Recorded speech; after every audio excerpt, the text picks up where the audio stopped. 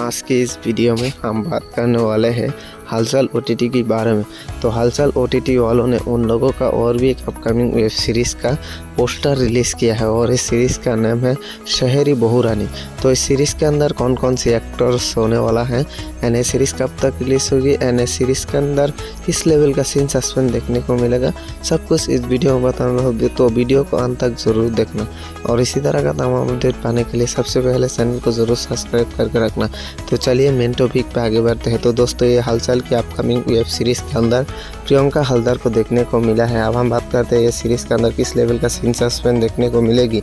तो दोस्तों ये सीरीज़ के अंदर गजब और बेहतरीन सीन सस्पेंस देखने को मिलेगी क्योंकि इस सीरीज़ में प्रियंका हलदर है।